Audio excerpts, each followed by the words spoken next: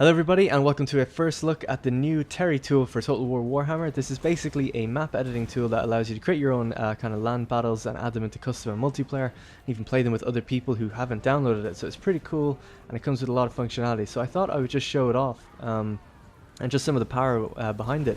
It's going to be a fairly lax video. I'm just going to really fire up the tool and show you what I've made just so far in a few hours. And I really can't wait to see what other people get their hands on, because I'm not that creatively inclined when it comes to this stuff. I've made a couple of maps before in other games, but it does take a very long time and I haven't had much time to play around with it. Right, so if you fire up your Steam, my Steam might look a little bit different. I'm using a Steam skin called Metro for Steam. It's really cool. You should check it out. I'll put a link in the description. Basically, hover over Library, go down to Tools. You'll see the Assembly Kit Beta is there. If you go into then Properties, and you go to betas, you can then enter your code that will get you into the beta of this, and then this will become available, Cascade 2. As soon as you then click it from the drop down, your assembly kit beta will update. After, I think at the end of the month when Bretonnia comes out, basically you won't need to do this step, it'll just be there automatically. But for now, if you want to try it right now, you can just do that. So skip this step if Bretonnia is already available. Right, so then we just double click it, it'll say play Tweak, the database editor. And then inside Tweak we have plugins and Terry. So Terry is the name of the battle map editor that we have available. So here we go, it's fired up. Now I'm not going to take you through, maybe if people want me to do a how to make a map, I can take you through every single step. I really just want to take you through some of the features it's got, because I genuinely believe it's quite cool. And I want to support modding tools. The more we support modding tools and show everybody that we're supporting it, the better chance, we get better modding tools later down the line. So everyone should support this and make maps, and hopefully, yeah, we get more stuff later. So I have my first map. I've got a new one called Empire Forest Path, which is just one I've been working on at the moment, so we'll open this one up. And there we go. So it's a pretty standard looking map.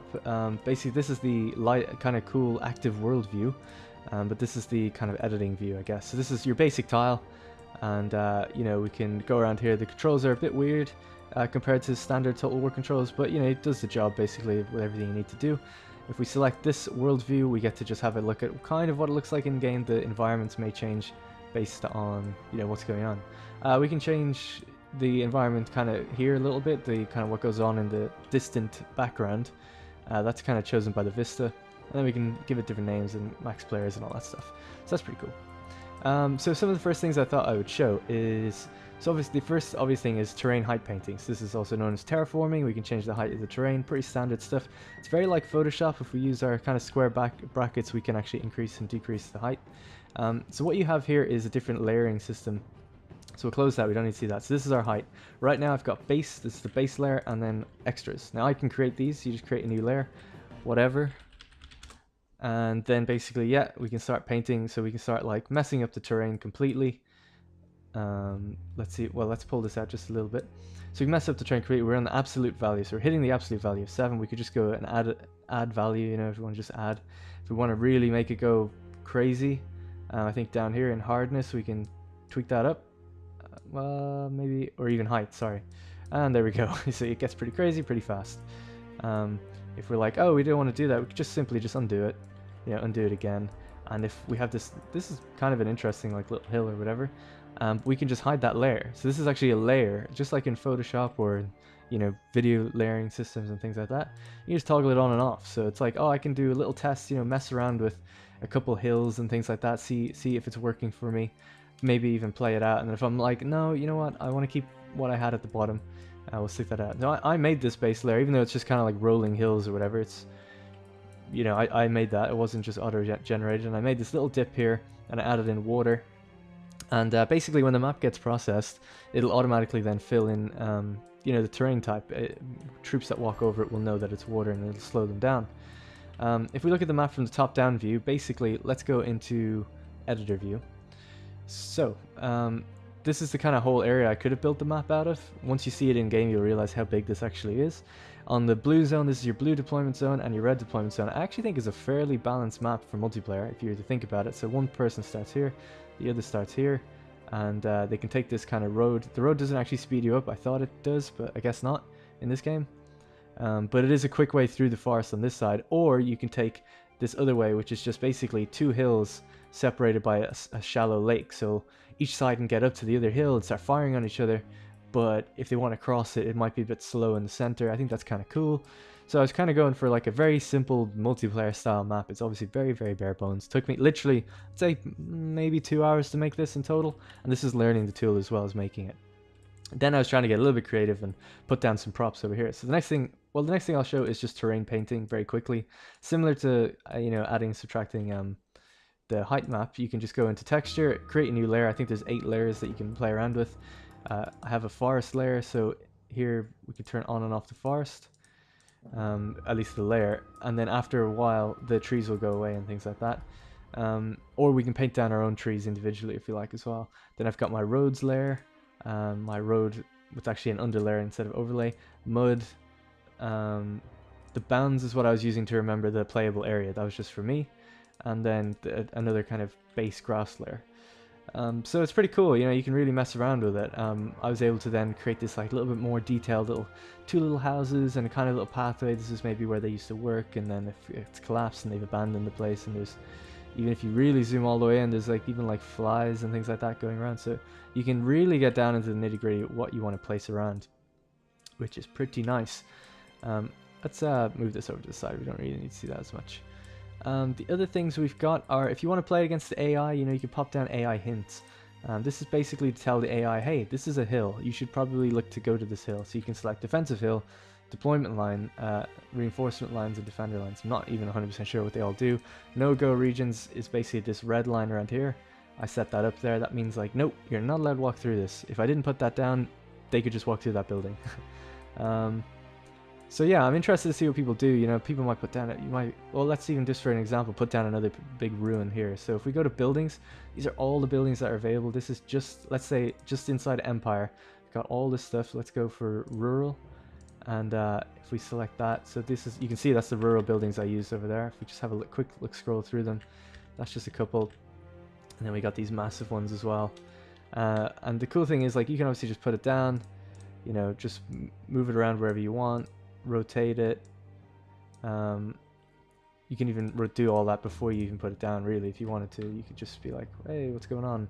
Or be like, I want tiny statues, little tiny man-sized statues, and you can have like a golden army of Sigmars.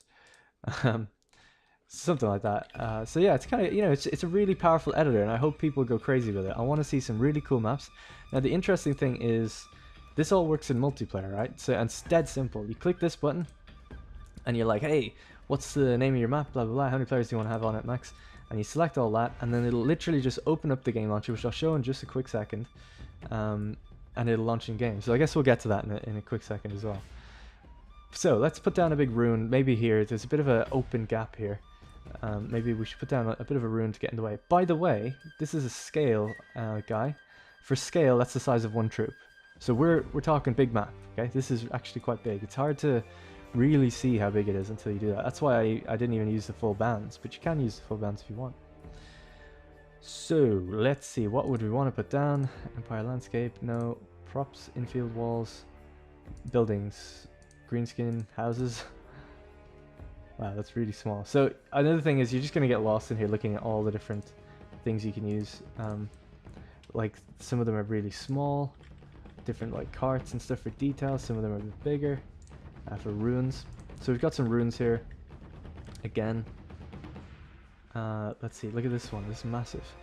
We could just, that's kind of a it's actually not even that big. Oh, I'm scaling everything down right now, no wonder everything's small. So this is one standard scale, so yeah, that's big. These are cool as well.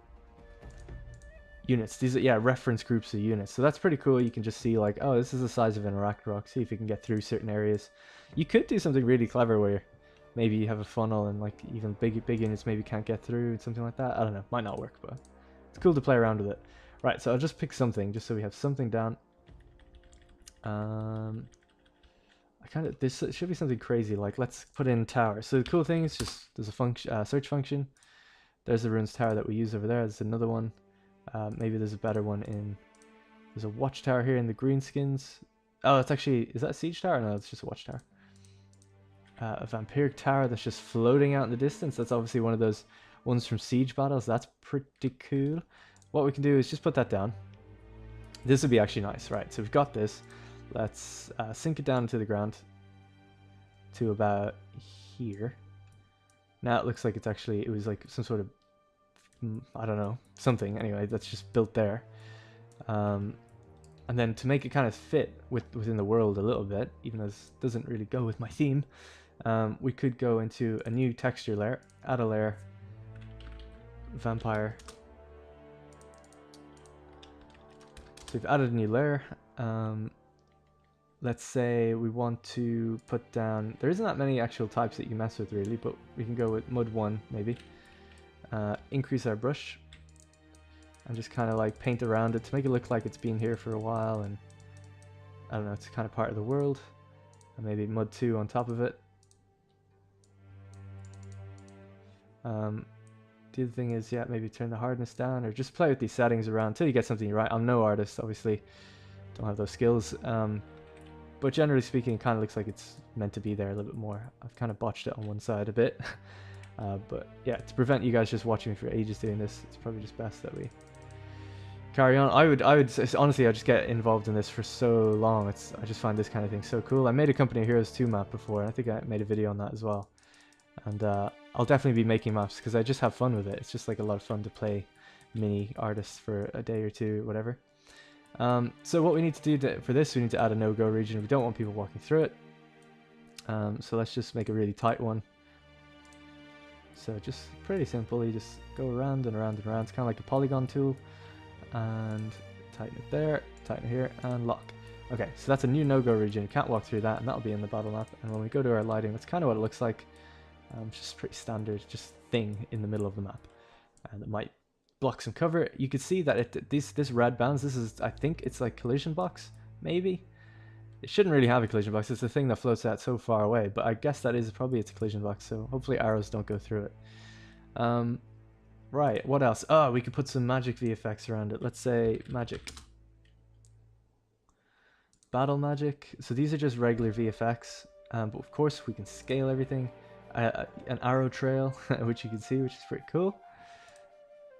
So let's say corpse cart, dark magic aura, entity green magic, dark magic entity. Can't even see that. Sometimes I don't even know where they're playing because they might be very specific or something, you know, that we just can't see right now, or maybe it needs to be in the world view sometimes. I don't know. So this one is pretty cool. So let's go with this. Let's scale it up. Let's say 10 might be a bit too big, but might be good. If we take off surface orientated, we should be able to just put it like, we'll just put it there for now, and we can move it inside. So this could be kind of nice to see just in the map somewhere. I don't know, a bit crazy or whatever, but this isn't actually that crazy. Considering what I've seen some people make just on QA team and stuff already. It's like, yeah, this is pretty tame. You know, there's guys that making mushroom kingdoms and stuff, and you can put like different point lights around and all sorts of stuff. So if we go point light, color scale, let's make it blue to match the kind of color. Don't quite see it yet, so let's turn this color scale up to 100. Right, starting to see it. You can see 100 was barely anything. 1000? Right. Radius. There we go. Right, something like that is pretty cool. So yeah, just put that. Maybe turn the color scale down then. Right, so it's there. It's lighting up. Nice. Little vampire shrine kind of building. Weird thing. Alright, so that's pretty cool. Yeah, then you've got your, you know, deployable areas and stuff like that. Add it in for you need. Set the alliance ID so it's player 1, player 2. What else can you do?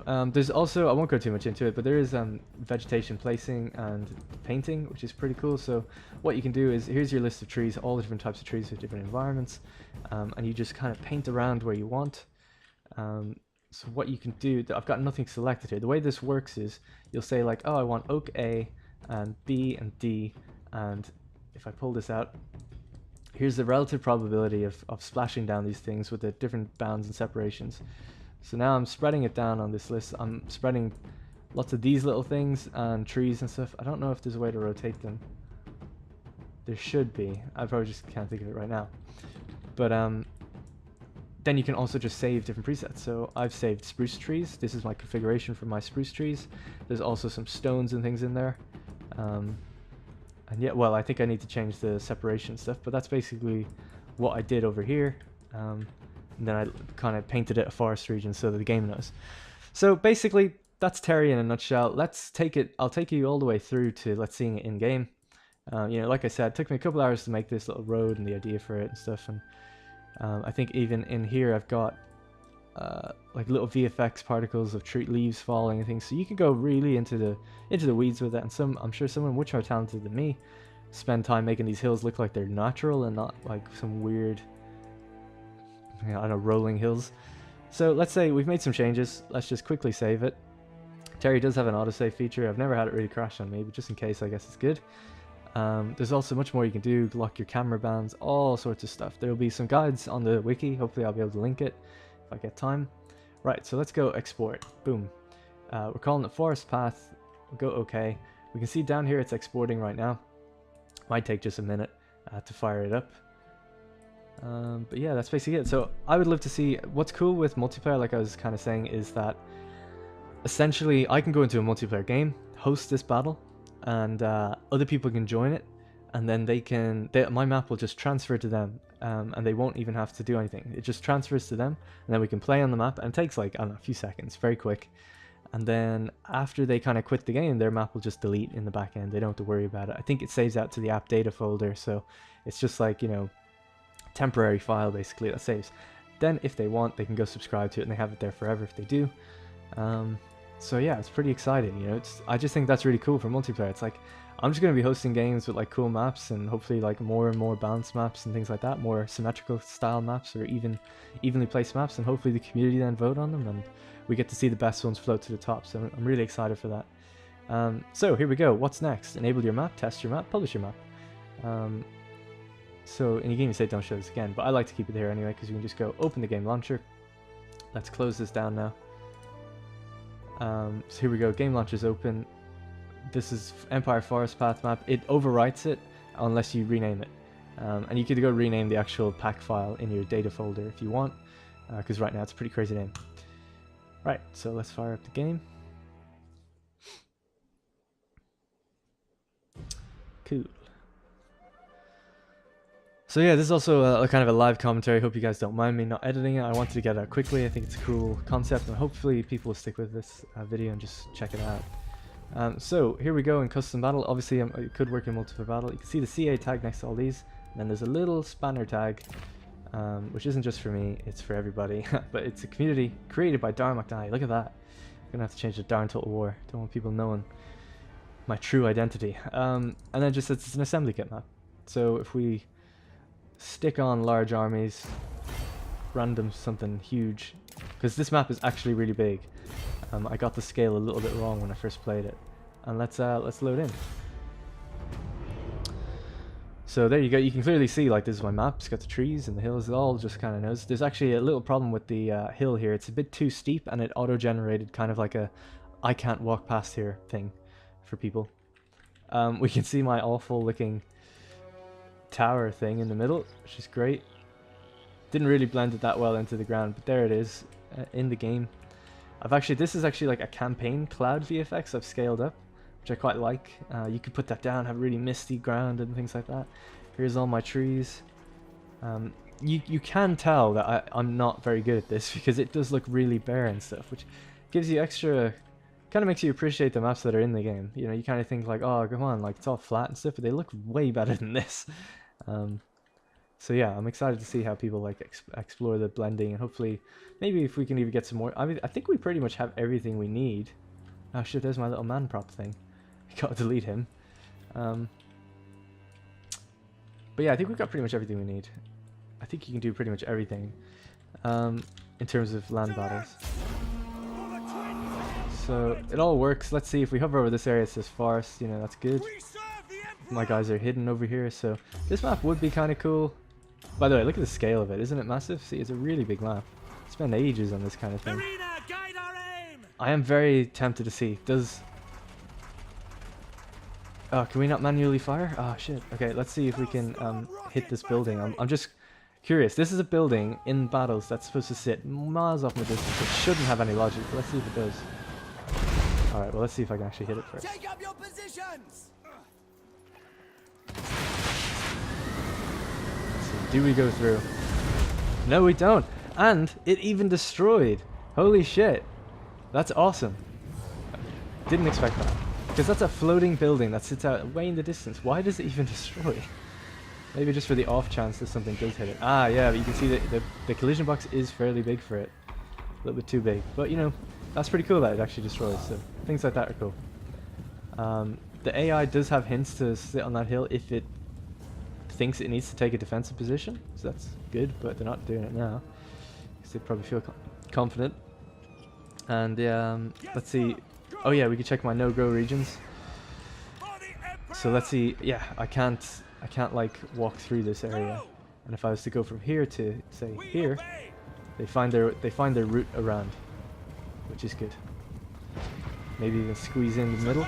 Yeah, sweet. That's cool. You can see even down to the smallest detail, and my little flies are there. Detail matters. And my smoke and stuff, and my broken fences. So that's basically Terry in a nutshell, guys. I mean, it's very basic level editing, but I think it's quite cool. Hopefully you guys agree, and you should definitely check it out. You never know, it kind of sucks you in. Listen to a podcast or something, turn on some cool music, and just start making a map. And it's kind of cool because it's iterative, you know. You can just put it on the workshop and just update it as it gets better and better. So I think I'll upload something like this, like, oh, my first kind of like symmetrical map, and just keep adding to it, making it, refining it, making it better. And I think that has a lot of potential.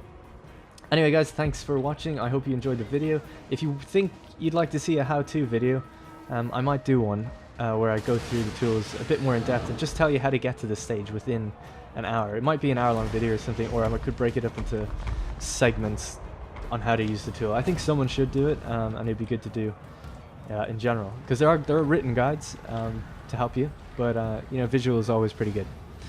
Alright, thanks very much for watching, guys. Hope you enjoyed the maps. You can now try it right now, and look forward to Bretonia, and I'll see you in the next one.